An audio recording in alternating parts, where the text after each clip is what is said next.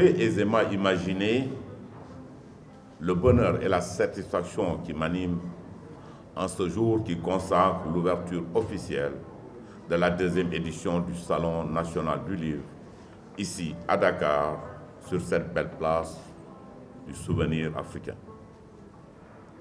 Le Salon du livre, dont la première édition s'est tenue à Saint-Louis en 2018, était pensé comme une manifestation tournante destinée à faire davantage vivre et faire rayonner le livre et la culture dans les régions du Sénégal, en année orphidaque.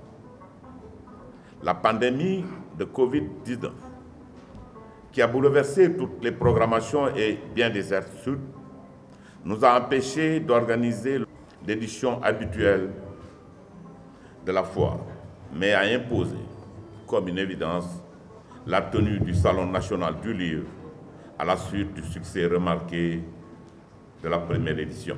Cette belle manifestation de célébration de la production nationale de livres, de la créativité de nos écrivains, du talent de nos éditeurs et de nos imprimeurs, de l'engagement de nos libraires, de la passion de nos lecteurs, a trouvé son identité propre et occupe résolument toute la place dans l'agenda culturel national. Je saisis cette heureuse opportunité pour rendre un hommage mérité à tous les acteurs de la chaîne du livre engagés à nos côtés dans la mise en œuvre de la politique nationale du livre et de la lecture.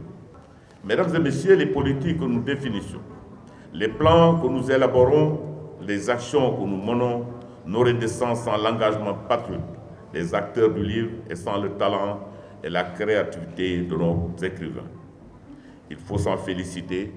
Notre production littéraire, importante en nombre, se caractérise par la diversité de son contenu et la qualité de son expression.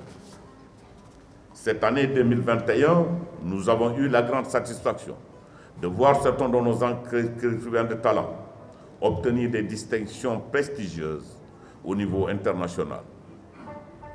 En premier lieu, notre conférencier du jour, Babacar Boris Diop, qui vient de nous entretenir avec brio du thème du Salon littérature et Covid-19.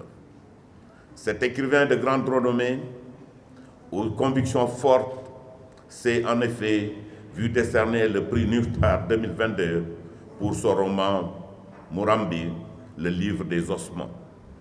Mohamed Bougarsa,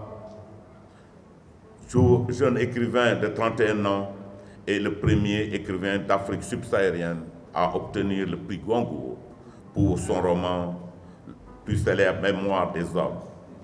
N'oublions pas également Khalil Diallo, lauréat du prix Ahmed Baba avec l'Odyssée des oubliés, et Souleymane Bachir Diagne pour le Fagour de la mémoire.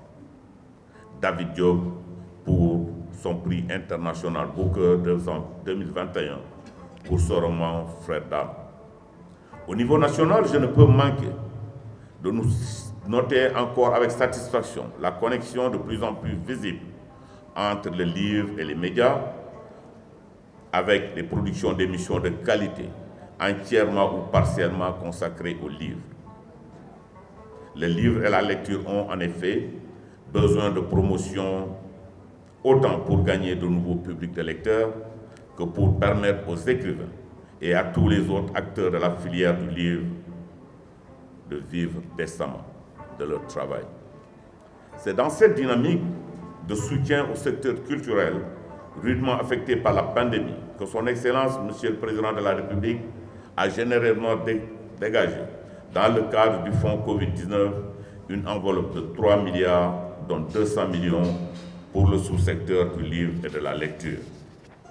Mesdames et messieurs, cette année encore, comme lors de la première édition du Salon, et pour chaque édition de la FIDAL, nous avons tenu à respecter une heureuse tradition consistant à honorer les personnalités remarquables par leur dévouement, leur générosité et leur passion au service du livre et de la lecture.